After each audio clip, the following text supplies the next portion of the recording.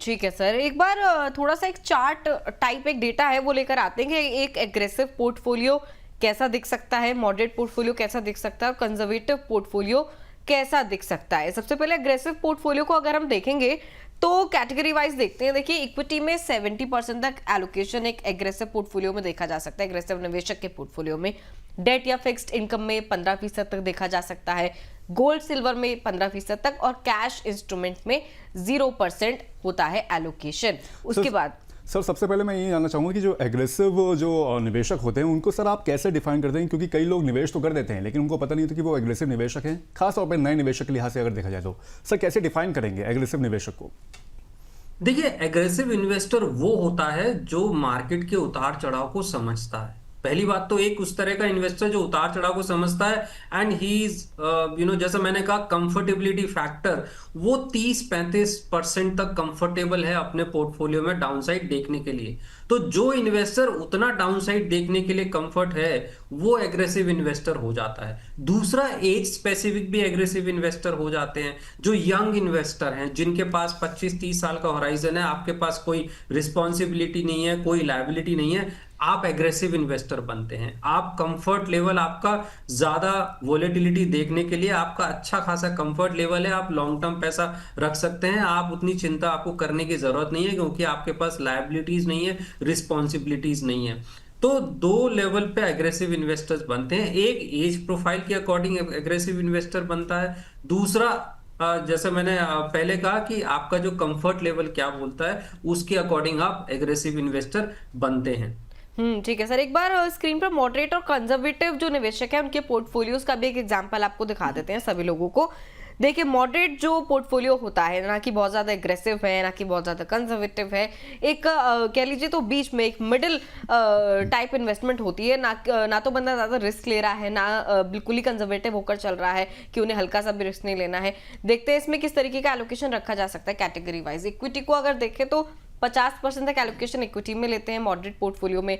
अगर fixed income या date देखें तो एक मॉडरेट जो निवेशक है वो 30% तक एलोकेशन इसमें ले सकता है, गोल्ड सिल्वर में 10% तक, कैश इंस्ट्रूमेंट्स में भी 10% तक। और कंजर्वेटिव पोर्टफोलियो अगर देखें, यानी कि जो शख्स बिल्कुल भी रिस्क नहीं लेना चाहते हैं, रिस्क अवॉइड करते हैं या फिर बहुत ही कम रिस्क लेना चाहते हैं, इक्विटी में 30% तक एलोकेशन वो रखते हैं। देखा जाए तो ये अमूमन तौर पर हम बात कर रहे हैं कि एवरेज तौर पर जो पोर्टफोलियो हमारे पास आते हैं वो देखते हैं हम लोग। डेट और फिक्स्ड इनकम को देखें तो 40% तक एलोकेशन उसमें है, गोल्ड सिल्वर में 10% है, कैश इंस्ट्रूमेंट्स में 20% है। अब ये जो कैटेगरीज है ना, थोड़ा सा इस पर जितेंद्र सर हम आपकी राय जानना चाह रहे हैं। राय क्या मतलब, हम आपसे समझना चाह रहे हैं कि जो इक्विटी है, कोई एग्रेसिव पोर्टफोलियो हो गया या मॉडरेट पोर्टफोलियो हो गया, इक्विटी में 70 और 50% एलोकेशन तो है, लेकिन सर इक्विटी की भी बहुत सारी कैटेगरीज हैं। कौन सी कैटेगरी किस निवेशक के लिए बेहतर हो सकती है? मतलब एग्रेसिव निवेशक है, मॉडरेट है, कंजर्वेटिव है, इक्विटी की कौन सी कैटेगरी किसके लिए बेहतर मानी जा सकती है? देखिए, आमतौर पर अगर कोई एग्रेसिव इन्वेस्टर है तो एग्रेसिव इन्वेस्टर है वो वॉलेटिलिटी ज्यादा देख सकता है, अपने पोर्टफोलियो में अच्छे रिटर्न की उम्मीद करता है।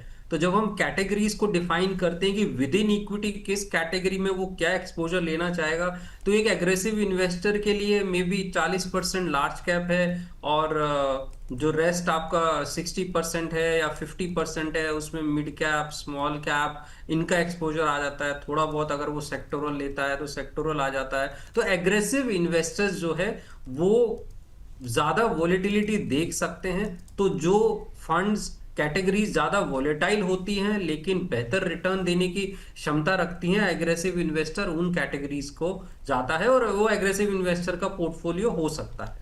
मॉडरेट इन्वेस्टर वो हो गया जो ज्यादा जिसके ऊपर रिस्पॉन्सिबिलिटीज हैं, फाइनेंशियल गोल्स हैं, लायबिलिटीज उसके ऊपर हैं।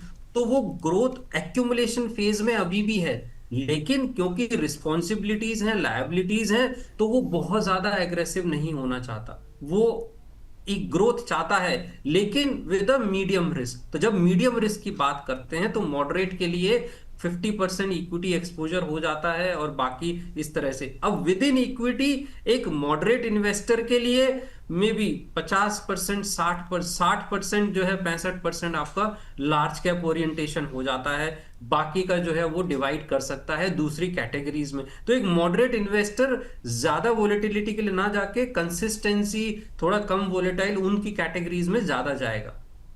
एक कंजर्वेटिव इन्वेस्टर है, कंजर्वेटिव बहुत ज्यादा वोलेटिलिटी नहीं देख सकता, वो अपने पोर्टफोलियो में ज्यादा नहीं देख सकता, इसलिए इक्विटी पोर्शन को वो कम रखेगा। इक्विटी पोर्शन फिर भी वो चाहता है, क्योंकि ग्रोथ उसको चाहिए, इन्फ्लेशन को बीट करना है, टैक्सेस को एड्रेस करना है, तो वो ग्रोथ चाहिए, लेकिन वो कम इक्विटी एक्सपोजर में जाएगा। अब विद इन इक्विटी अगर मैं जाऊं तो मे बी या तो पूरी ज्यादातर लार्ज कैप ओरिएंटेड कैटेगरीज में जाएगा, 70 75 80% लार्ज कैप, या बाकी जो है दूसरी कैटेगरीज में, या फिर वो फ्लेक्सी कैप जैसी कैटेगरीज हैं उन कैटेगरीज में जाएगा, और डाइवर्सिफिकेशन का वो खुद नहीं करना चाहेगा, तो कंजर्वेटिव इन्वेस्टर उस तरफ जाएगा। तो कंजर्वेटिव इन्वेस्टर्स वो ज्यादा वॉलेटिलिटी नहीं देखना चाहता, लेकिन थोड़ा बहुत ग्रोथ उसको भी अपने पोर्टफोलियो में चाहिए। बिल्कुल, तो ये एग्रेसिव, मॉडरेट और कंजर्वेटिव में अगर इक्विटी की यहाँ पर बात की जाती है तो सर ने यहाँ पर उसको एक्सप्लेन कर दिया है। सर अगर डेट और फिक्स्ड इनकम की यहाँ पर बात करें, इसको भी सर थोड़ा सा हमारे दर्शकों के लिए डिफाइन कर दिए कि फिक्स्ड इनकम जो खास तौर पे होते हैं, कौन से इंस्ट्रूमेंट्स होते हैं और कौन कौन से ऐसे फंड्स हैं जिसमें एक तरह से फिक्स्ड इनकम यहाँ पर उनको फ़ायदा उसका मिल सकता है।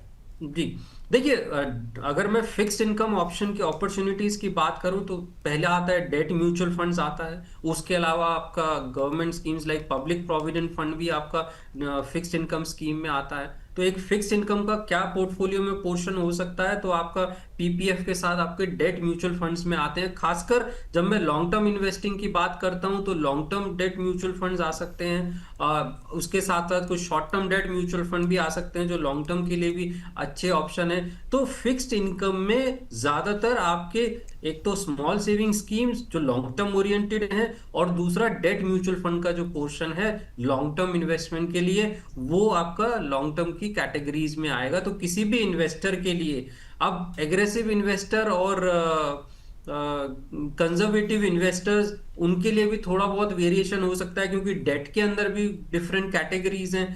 कुछ कैटेगरीज में थोड़ा सा अगर हम देखेंगे तो लॉन्ग टर्म डेट फंड के अंदर आपके कॉर्पोरेट बॉन्ड्स हैं या गिल्ड फंड्स हैं, या दूसरी कैटेगरीज आ जाती हैं, डायनामिक बॉन्ड आ जाते हैं। अब वो अगेन थोड़ा बहुत उनके अंदर भी वॉलेटिलिटी होती है, कंसीडरिंग कि उनका अंडरलाइन इंस्ट्रूमेंट्स क्या है, तो वो भी थोड़ा चेंज हो सकता है कि एक जो मॉडरेट है या कंजर्वेटिव इन्वेस्टर है वो प्रोबेबली पीपीएफ जैसे इंस्ट्रूमेंट को जो है ज्यादा इंपॉर्टेंस देगा, और डेट म्यूचुअल फंड में जो प्रॉब्ली एक्रुअल बेस्ड हैं उनको ज्यादा प्रोमिनेंट इंपॉर्टेंस देगा। तो इस तरीके से डेट म्यूचुअल फंड्स के अंदर भी जो है डिफरेंट कैटेगरीज हो सकती है।